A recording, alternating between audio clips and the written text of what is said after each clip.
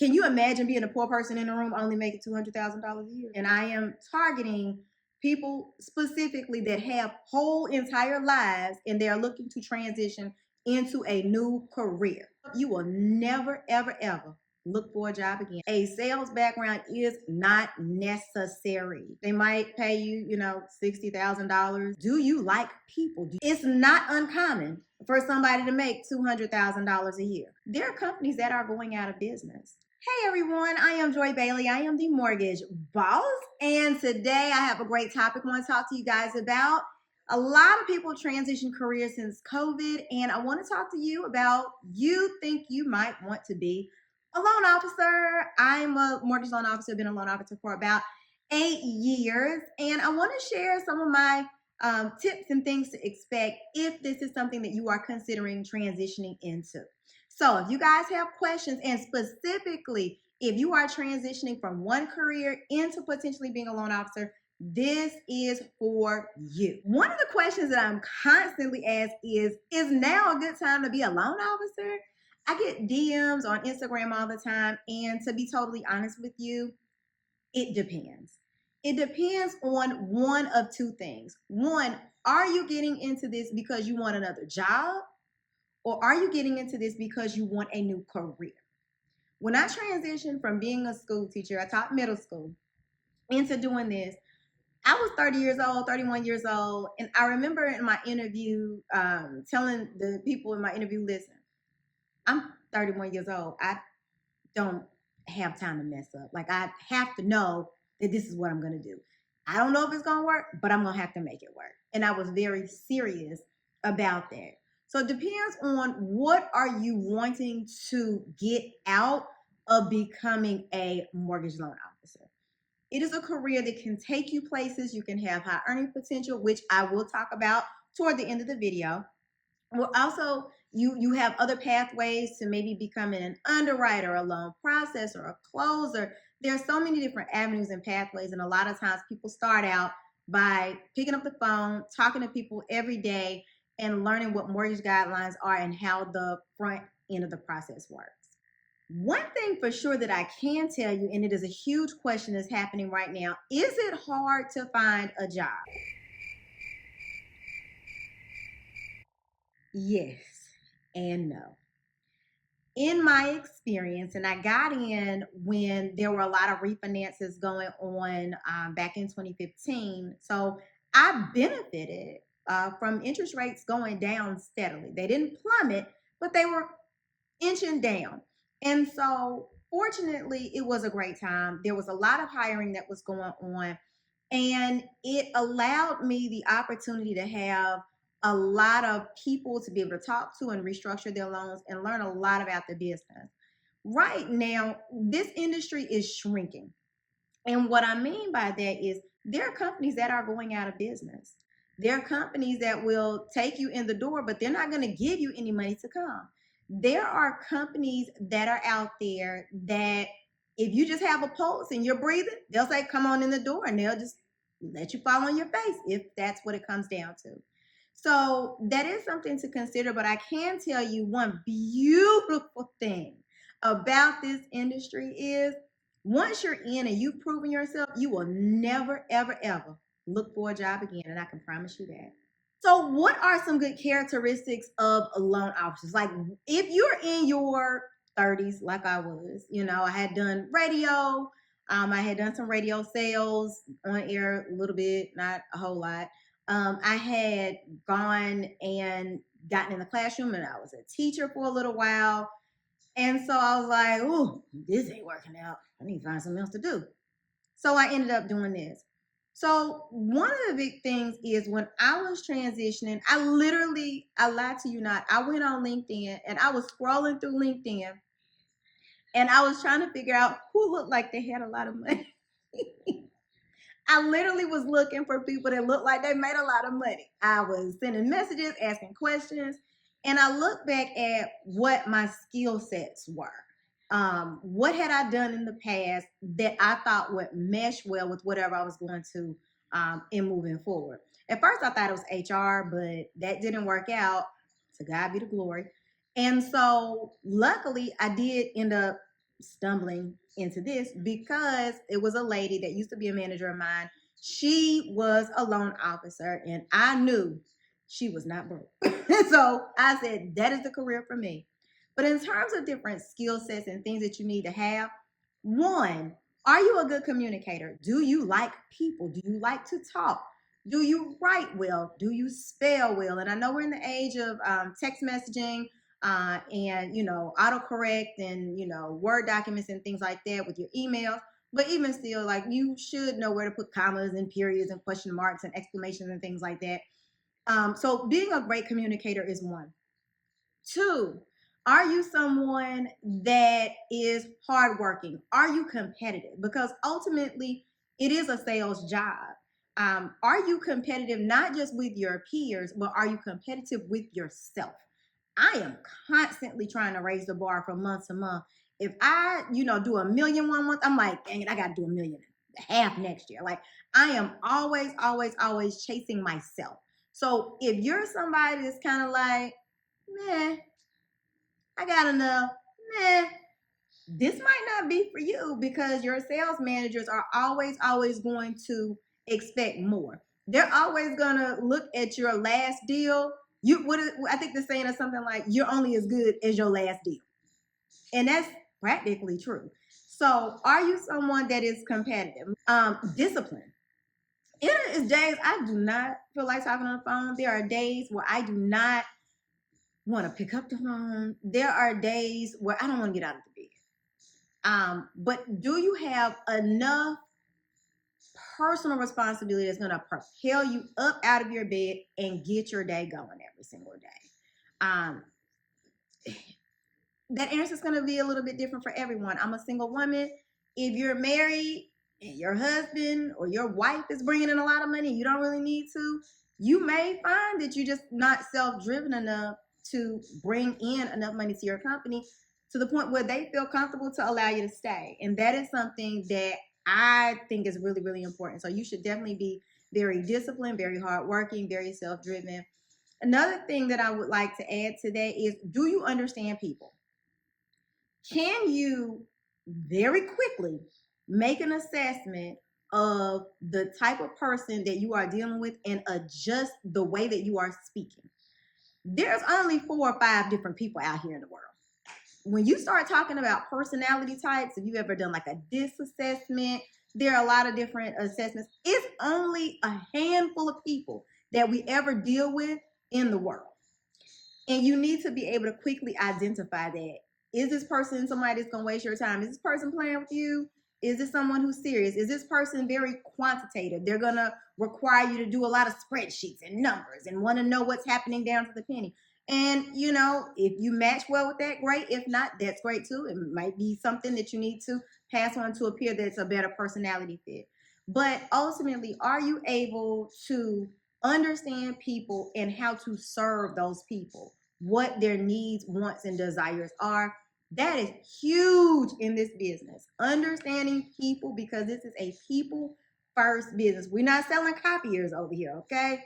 This is someone's livelihood that you are holding in the palm of your hand. And people really trust you.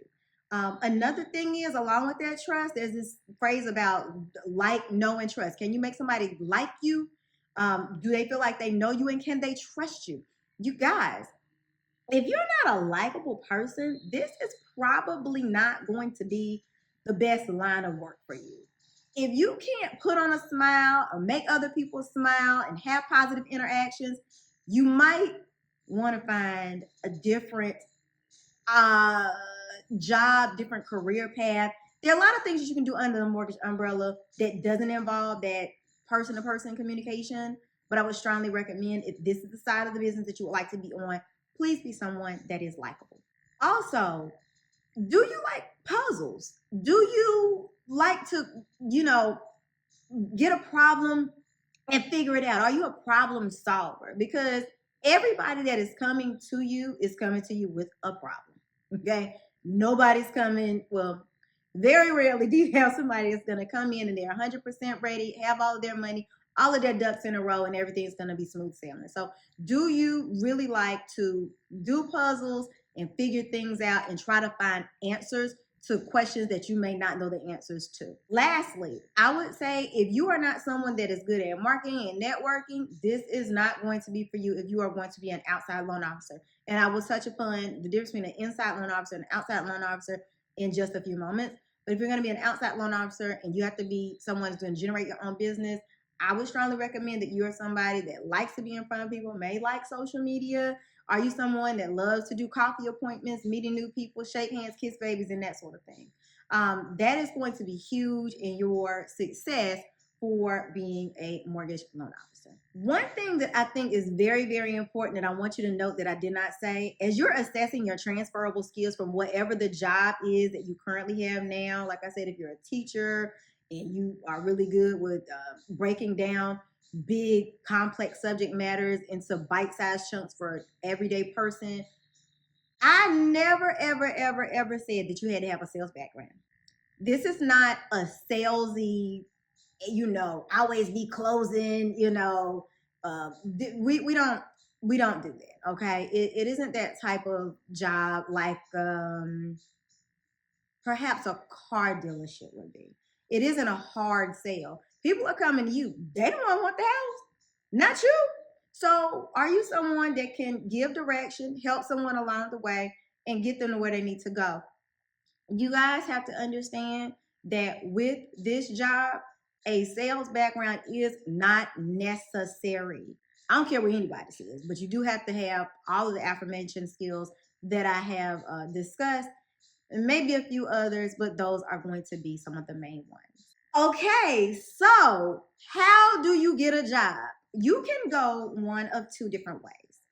One, you can go into a bank setting, like a credit union or a bank, or you can go into a mortgage lender, mortgage company like a Quicken, a Guaranteed Rate, something like that. I'm trying to name companies you may have seen on television.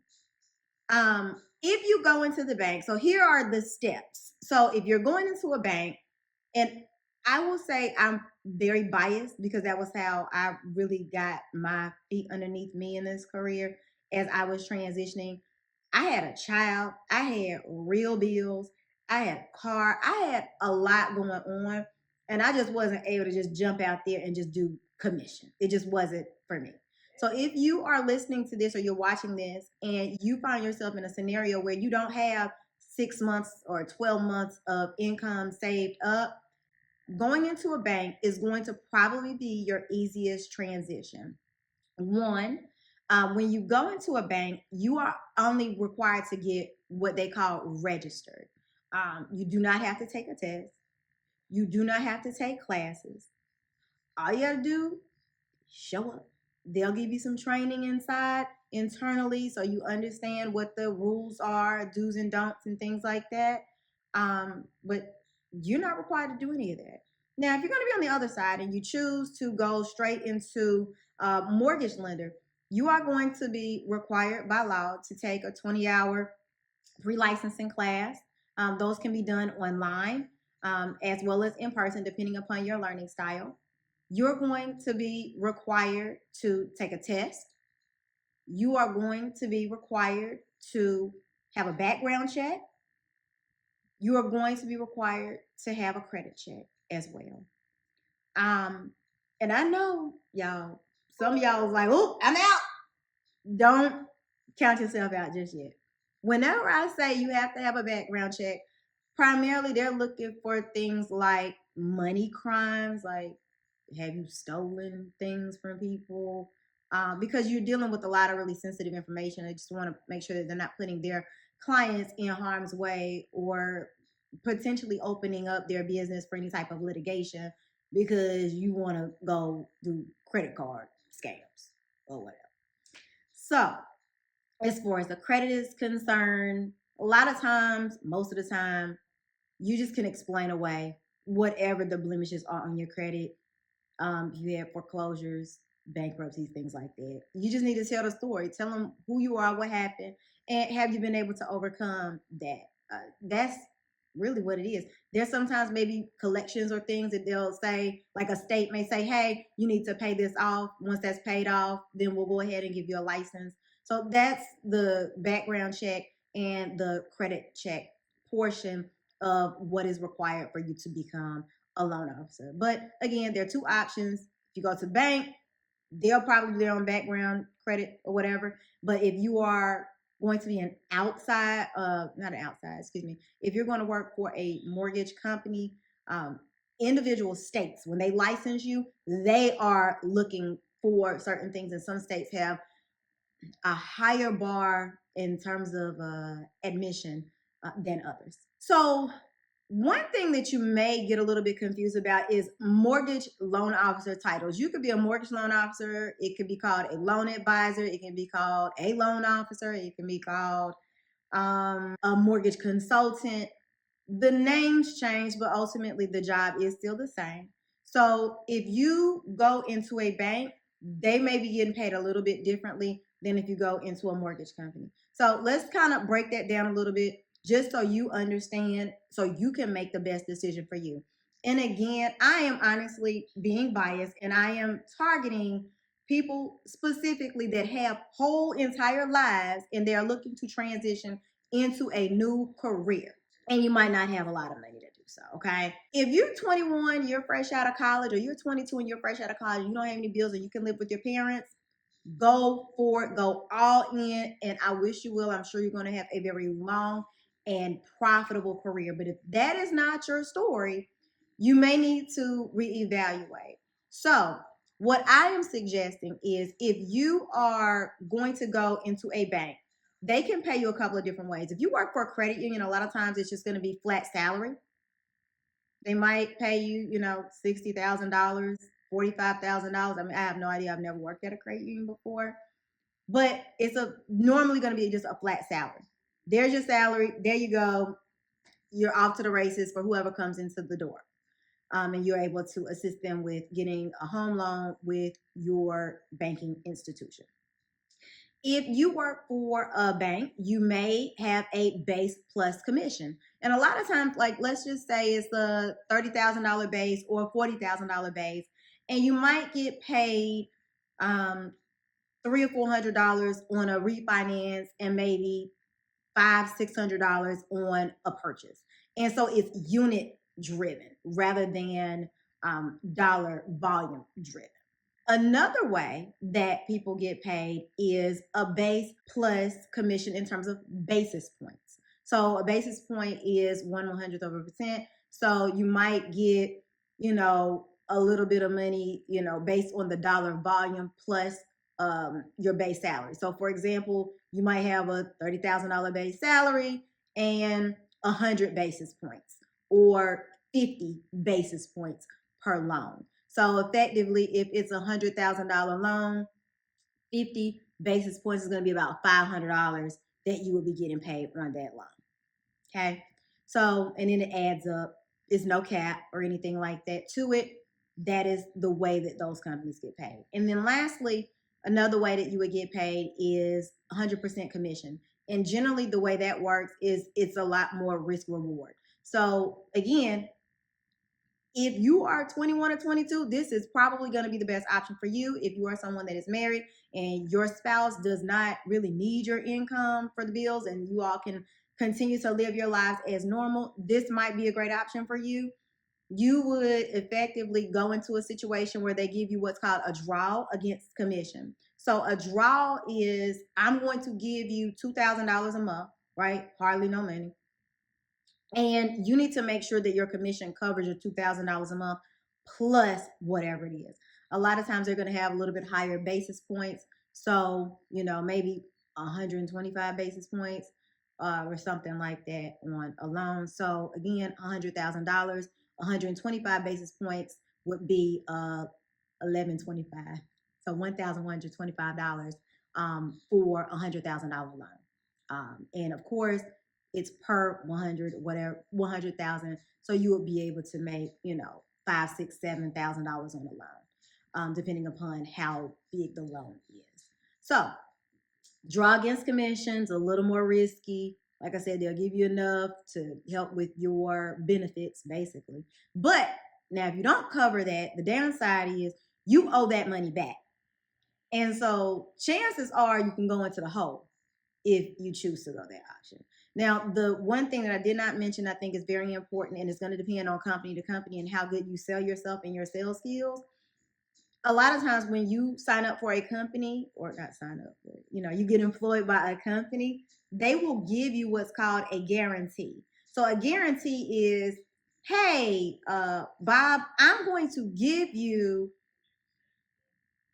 $6,000 a month for the next 4 months so you can get your feet underneath you, kind of get some calls, build up a pipeline, and then after that, we're going to take you off of that guarantee and maybe lower it down to the $2,000 a month draw that I was talking about. And at that point, if you are not making enough commission to cover whatever that draw is that you all have agreed upon, you gonna owe that money back. So let's say it's $2,000 a month, and let's say I don't know what month is it, September. So let's say I got paid $2,000 on the 15th. Well, guess what? On my commission check on the 30th, hopefully my commission will cover $2,000. But let's say I only make $1,000. I now go into the following month, not just owing the $2,000 draw they're going to give me, but that $1,000 from the previous month. So now I have to get at least $3,000 of commission to be able to pay back the company the money that they have given me. And what happens a lot of times is that people end up in scenarios where they're not making any money. They become really demoralized. They don't see a way out, and they just quit. Because they so far in the hole they can't get out. So it could be, $6,000, $10,000. Sometimes it could be more. They'll probably fire you before you get too far into the hole with, you owing money. But again, every company is a little bit different, but I thought I would offer that in-depth explanation of the different ways that you can enter this business and get paid depending upon, again, where you're seated in life. I'm biased. I think, a base plus commission is great for somebody that's transitioning from a teaching job. You're probably only getting paid like maybe $50,000 a year anyway. If you can find a scenario where you're getting a $30,000 or $40,000 base, that's a win. That is a huge, huge win. And again, a lot of times banks are the ones that are going to be able to provide you with a base plus commission compensation structure. So the different types of loan officers. You have an inside loan officer where if you work for a bank or something like that, they're going to be in charge of the leads. They're going to make the phone ring. That is their problem, their job. And unfortunately, the cons are you're going to rise and fall with whatever that company is doing. Generally speaking, banks are going to be really good because they're using their own clients and recycling their own clients over and over and over again. So technically, there's an endless supply of lead opportunities. If you go to a company like a Quicken, and I'm not saying anything bad about Quicken, but just using for example, because a lot of people know Quicken, they buy their leads. So you might go on Credit Karma or some website and you might see them advertise that they have such and such rate. Here's the 30-year rate for the day, 15, and so on and so on. They are hoping to God that somebody's going to see it, click it, and all of a sudden the phone is going to ring. It's going to be you on the phone, and you're going to try your best to sell them a loan. You're going to try the best that you can to get them to commit to doing a loan application with you and ultimately closing that loan with you. Also, the inside loan officer format, while again, I think it is an amazing way to get your foot in the door and get started, learn a lot because you're going to have a whole lot of opportunities and a whole lot of scenarios at a very rapid pace.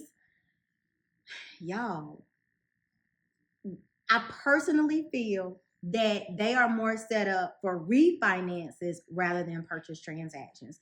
And right now, if you're in a position where you're looking for a job, it's hard.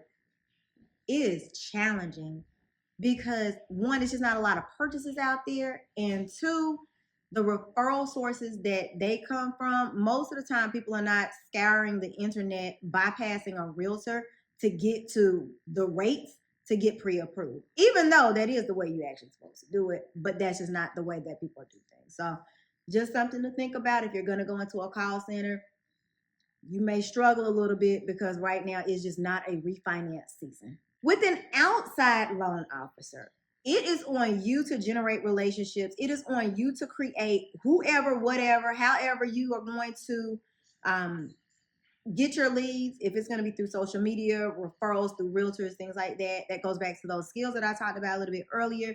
It's you. You you kill what you eat. But the benefit of that is, if that company doesn't work out, pack your stuff and go, and you take those same people with you. You don't have to start over every single time you go to a different company. You don't have to rebuild a pipeline every time you go to a different company. You just gonna pack up, go to the next, plug and play. Hey, Realtor A, I'm at such and such and such company now. Realtor B, I'm at such and such company now. Most people, most consumers, they could care less what company you're at as long as you can do the job and you're able to close a loan. So that's a huge benefit there. So inside loan officers, much more safe, not your responsibility. You clock in at 8, you clock out at 5. Do your 8 hours and go home. Sometimes you might do a little bit more than that, depending on how hungry you are. But outside loan officers, are you flexible? Are you prepared to take a call? Like, I'll give you a great example. Last night, literally, not joking, I saw I had an email from a lady. She's going to close on the 30th, and I understand her angst. She's really nervous about everything. And instead of responding to her email or responding today, I just went ahead and I picked up the phone. I was like, hey, girl, listen. And I talked to her for like 30 minutes. So we were on the phone from like 11 to 11:30 last night, something like that.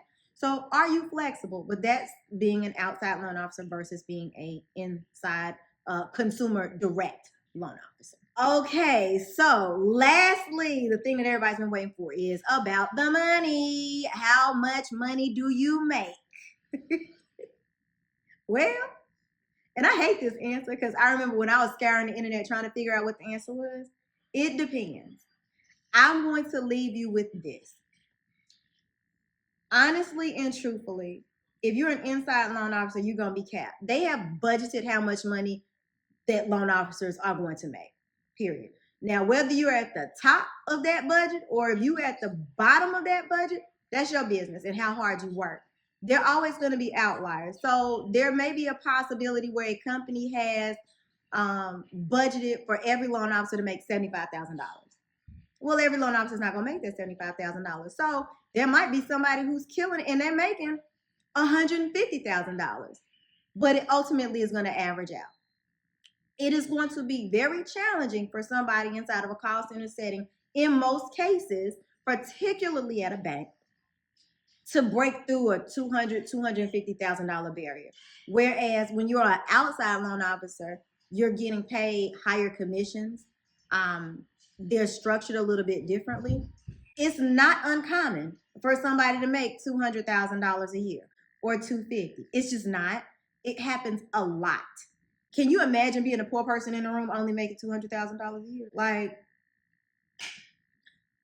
make me poor, please. Like, come on, that is really how it works. So depending upon how good you are at your job and depending upon how much you're willing to work, I would say if you're making less than $100,000 in either setting, you probably need to find something else to do.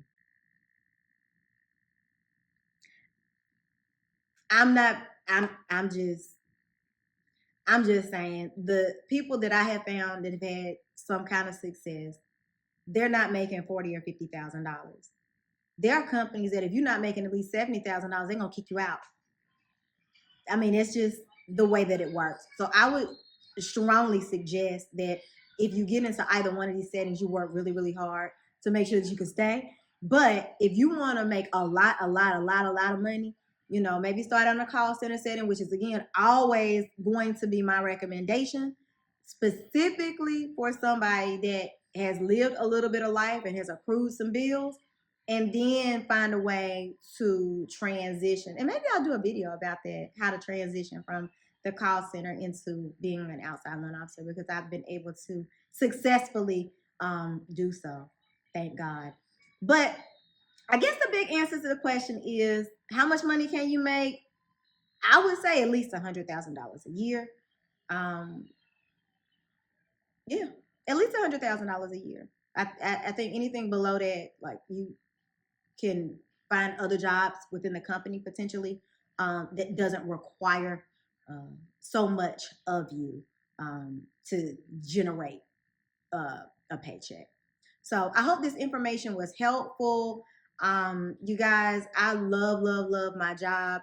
And I noticed, like I said, since COVID, a lot of people have been interested, but with refinances slowing down, people were wanting to get into it because they saw people were making a lot of money really fast. It's an up and down cycle. We might be down a little bit right now, but people are still making money. People are still making a lot of money. And, you know, if you get in right here, when refinances come back next year and all of these 7% interest rates need to refinance, you're going to get to ride the wave right up there with them. So please comment below any questions that you have. Anything that I may have missed. I think I did an okay job, but please let me know whatever your questions are. I'm more than happy to do a follow-up video. I'm more than happy to, you know, write you back. Whatever it is, let me know. And please, if you found this to be valuable, hit the like and subscribe button. I greatly appreciate it. Y'all have a great day.